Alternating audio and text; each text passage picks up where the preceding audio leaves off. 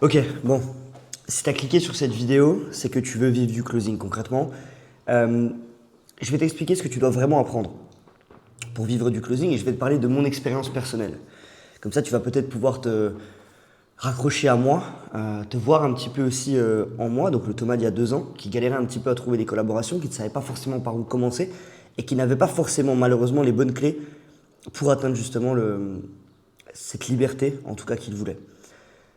Là, si tu veux, je vais vous montrer quelque chose parce que je pense que vous vous rendez pas compte. Je vais vous montrer le PC. Il faut absolument que je vous montre quelque chose. Donc, pour vous remettre dans le contexte, on est en octobre 2024. Je commence vraiment à faire de l'argent en closing. Donc, il y a un peu plus d'1 an. Et je vais vous montrer juste la tête de mon agenda. Tac. Là, on est sur mon agenda, donc sur une semaine. Donc là, vous voyez, je suis même obligé de descendre et de remonter pour voir tous les rendez-vous. Par exemple, si on prend un mercredi, je commence à 8 heures du matin, littéralement, ok 1, 2, 3, 4, 5, 6, 7, 8, 9, 10, 11, 12, 13, 14, 15. Et c'est pas la plus grosse journée parce que je sais que j'avais fait des journées à 18 rendez-vous. Ça, c'est tous des rendez-vous de 30 minutes chacun.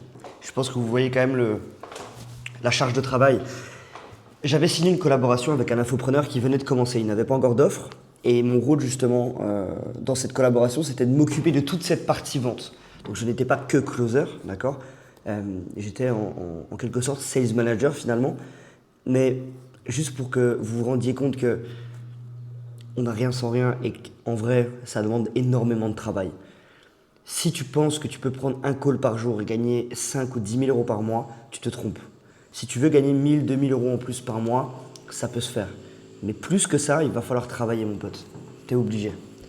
Donc là, pour le coup, j'avais des super résultats, c'est cool. Mais voilà la charge de travail que j'avais. Et surtout sur la première, deuxième, troisième, allez, le premier mois. Parce qu'ensuite, j'ai pris un deuxième closer pour venir m'aider. Et là, ça allait mieux et je prenais des commissions sur ses ventes aussi. Parce que du coup, j'étais sales manager. Mais tout ça pour dire qu'à un moment donné, tu vas devoir travailler beaucoup plus que les autres si tu veux avoir plus que les autres. T'as pas le choix. Et ça, c'est la réalité aujourd'hui d'un closer qui fait 5, 10 ou plus par mois. Et si aujourd'hui tu veux vivre très confortablement, faire plus de 5 000 euros par mois, je pense que c'est primordial, puisque tu peux sortir plus ou moins quand tu veux. Tu peux aller au restaurant. Alors oui, tu vas pas aller dans des palaces à 2 000 euros la nuit, mais si tu restes quelqu'un de simple, tu peux très très très très très bien vivre. Voilà. Si vous voulez, ça c'est la première chose, il faut bosser beaucoup. Tu peux faire 1 000, 2 000 euros par mois sans forcer, mais si tu veux gagner beaucoup, il faut se réveiller, il faut travailler simplement. La première chose que personne ne vous dit, quand vous voulez justement vivre du closing ou même d'une activité en ligne en général, c'est parler du stress de ne pas y arriver au début, quand personne ne croit en toi. Tu sais tes doutes, tes peurs, tes incertitudes, tu avances à l'aveugle, tu ne sais pas forcément par où passer, tu ne sais pas forcément où aller, puisque tu dois tâter un petit peu et voir, c'est comme un champ de mine en fait, hein. Tu tâtes et quand ça explose pas, tu avances, tu vois. Et à un moment donné, tu dois aller de l'autre côté du champ, mais il y a plein de fois où tu vas te faire exploser parce que en fait, tu as mis le pied où il fallait pas et il faut recommencer à zéro. C'est un peu comme un jeu vidéo finalement, il faut juste échouer énormément de fois avant d'y arriver une fois. Et il y a une phrase que j'ai entendue d'un entrepreneur que j'admire, un Américain, et il disait justement que si on savait le nombre de fois qu'on devait échouer avant d'y arriver, si à l'avance on te disait directement, ok, bah toi tu vas devoir échouer 27 fois avant de réussir. Bah la seule chose qui t'obséderait toi aujourd'hui, c'est d'échouer le plus rapidement possible ces 27 fois, parce que tu sais qu'après tu vas y arriver. Mais la plupart d'entre vous, vous essayez un petit truc, ça marche pas, 6 mois après vous essayez un autre truc, mais si vous deviez échouer 27 fois avant d'y arriver, 27 fois ça va vous prendre 15 ans. Alors que si vous essayez des choses tous les jours, tous les jours, tous les jours, tous les jours, au bout d'1 mois, 2 mois, 3 mois, 6 mois, vous allez réussir. La seule chose qui fait justement que vous ne vous bougiez pas le cul maintenant, c'est parce que vous n'avez aucune idée de quand ça va marcher. Du coup, vous vous dites, ah mais peut-être que ça va marcher dans 6 ans. Ouais, mais peut-être que ça va marcher dans 2 mois aussi. Et ça, c'est super important. Donc oui, tu avances à l'aveugle, tu as des semaines, des mois sans résultat, et il faut continuer encore et encore, malgré les échecs, jusqu'à y arriver. Et aujourd'hui, je ne vais pas vous donner de conseils de closing, j'en ai rien à foutre. Si vous avez une formation en accompagnement, si vous prenez mon accompagnement, dans tous les cas, le closing, vous allez devenir bon. Mais il n'y a pas que le niveau en closing qui compte pour réussir. Il y a aussi la mentalité que tu as comment tu approches les problèmes, comment tu les encaisses, comment tu les règles, les moments compliqués, comment tu fais.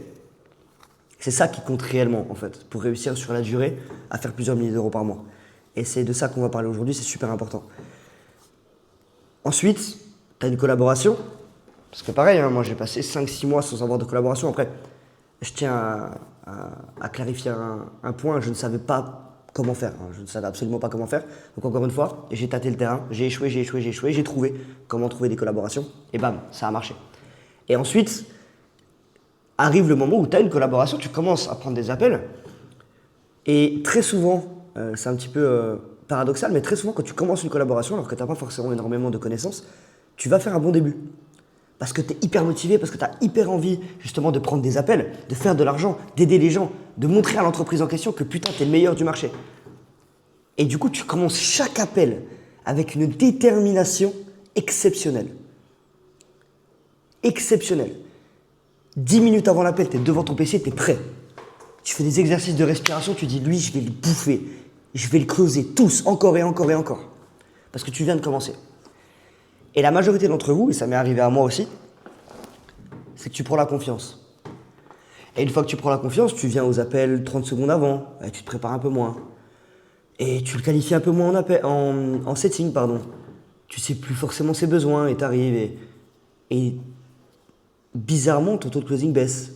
Il passe de 50% à 40, à 35, 33, 32. Et tu te dis merde, mais les prospects sont pas bons, qu'est-ce qui m'arrive? Non. C'est toi qui n'es pas bon dans la majorité des cas. Et moi, ça m'est arrivé, justement. Et heureusement que j'avais justement une équipe qui était là pour me dire, écoute Thomas, ça arrive à tous les closers. Tout le monde. Ça arrive à tout le monde. Parce que tu prends un peu la confiance, c'est naturel. Tu ne deviens pas arrogant, mais tu te dis, ok, c'est bon, je sais faire. Donc maintenant, je suis bon, en fait. Mais il ne faut jamais rien prendre pour acquis. C'est super important. Vraiment. Donc tu vas enchaîner des fois les calls pas closés. Tu vas faire des erreurs. Il faut l'accepter. Des fois, tu vas faire des erreurs. Tu vas du coup ne pas closer un call qui était closable. C'est comme ça. Et tu apprends. Moi, si j'ai un conseil quand même à vous donner au niveau du closing, c'est qu'il faut réécouter tous vos appels, surtout au début. Quand tu as un appel qui n'est pas closé, en l'occurrence, parce que si c'est un appel closé, c'est qu'en général, tu as bien fait le taf, ça ne sert pas à grand chose de le réécouter. Mais si c'est un appel pas closé, les appels où vous avez échoué et vous savez que vous auriez pu faire autrement, réécoutez-les, prenez des notes.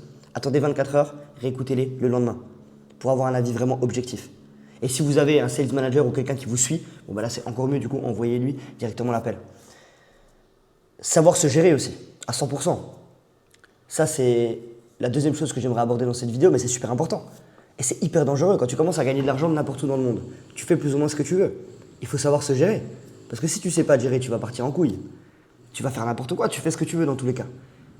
Si tu dois te lever, si tu dois faire telle tâche dans une journée, bah ok, tu dois les faire parce que c'est pour faire évoluer ton business, mais au fond, il n'y a personne qui va vérifier. Il n'y a personne qui va venir te dire « Oh Thomas, t'as fait de la merde, t'as pas fait ces tâches-là, là c'est pas bien. » Non, parce que t'as pas de patron. Tu fais littéralement ce que tu veux. Donc c'est un énorme avantage, mais ça peut être un énorme inconvénient si tu ne sais pas te gérer. Il faut avoir une discipline. Si tu as des choses à faire dans ta journée, tu ne te couches pas tant qu'elles ne sont pas faites. Et ça, pour moi, c'est super important. Parce que quand tu commences à travailler pour toi sans aucune obligation, ça devient dangereux. S'imposer une discipline de travail, c'est primordial, encore une fois. Et ensuite, oui, la récompense, belle vie, t'es libre, tu fais ce que tu veux, tu peux aller au resto quand tu veux. Si t'es un homme, tu peux voir les filles que tu veux, puisque forcément, tu attires beaucoup plus de femmes quand t'es quelqu'un d'intéressant, quand tu commences à avoir de l'argent et du succès. Mais tout ça, ça vient à la fin, ça vient après tous ces efforts-là. Et dites-vous que même moi, aujourd'hui, je ne me considère pas dans cette case-là, en fait. Tant que je ne fais pas 50 000 nets par mois, je suis personne et je ne suis pas du tout fier de moi. Tu vois. Même tout l'inverse. Donc, ne vous contentez jamais de ce que vous avez, mais n'oubliez jamais ce que vous aviez avant, par contre. N'oubliez jamais d'où vous venez, d'où vous partez. Le Thomas d'il y a 2 ans, il rêvait de faire 5 000 euros par mois. Il rêvait de faire 5 000 euros par mois en ligne. Puisque là d'où il vient, tout le monde lui disait « Mais attends, 5 000 euros par mois, t'es riche !» Donc je rêvais de faire 5K par mois. Net, dans ma poche. Aujourd'hui, je fais entre 10 et 30 par mois et je ne suis pas du tout satisfait. Mais pas du tout. Là, par exemple, ce mois-ci, ça va être un mois plus creux, puisque j'ai dû faire un tournage pendant 1 mois et demi qui m'a du coup imposé de ne plus faire rentrer de personnes dans mon accompagnement. Et ça me casse les couilles. Mais ce truc-là, c'est quelque chose de super important pour l'avenir. Parce que tu sais qu'à chaque fois que tu as un mois un peu moins bien, tu vas faire mieux le mois prochain et tu sais pourquoi. Et toi, en tant que closer, si demain tu fais 5 000 € par mois et un mois tu fais 4 000, ça va être la même chose. Alors moi, c'est peut-être à plus grande échelle. Parce que quand je dis que je vais faire un mauvais mois, je vais faire entre 10 et 15 000 peut-être, ou peut-être plus, j'en ai aucune idée. Mais c'est pas bien pour moi. Ben, toi, c'est la même chose. Et je pense que garder justement cet état d'esprit de toujours évoluer, c'est super important. Parce qu'une fois que tu as la belle vie, tu vas peut-être mettre de l'argent de côté, du coup tu vas être beaucoup plus confort, donc tu vas avoir beaucoup moins de stress par rapport à l'argent, et forcément, ça va être beaucoup moins important pour toi. Donc si tu ne te trouves pas d'autres challenges, de nouveaux challenges, des choses qui te font vibrer réellement, au-delà du fait de gagner de l'argent, tu vas vite, vite, vite tomber. Applique vraiment tout ce que je t'ai dit dans cette vidéo, c'est super important. Et une fois que tu réalises que tu peux en vivre et que tu commences à faire des mois à plusieurs milliers d'euros par mois, tous les mois, pendant 3, 4, 5 mois d'affilée, là, il y a un tournant psychologique. Littéralement. Et tout change. Sur cette chaîne YouTube, maintenant, je sors 2 vidéos YouTube par semaine. Le mercredi et le dimanche, donc là, on est jeudi. J'ai pris un petit peu de retard.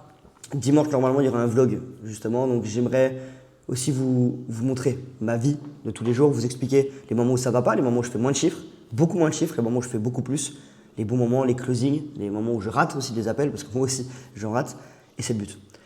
Bref, abonne-toi à cette chaîne YouTube dans tous les cas si tu veux apprendre plus de choses sur la vente. C'était Thomas, on se retrouve dimanche. Ciao.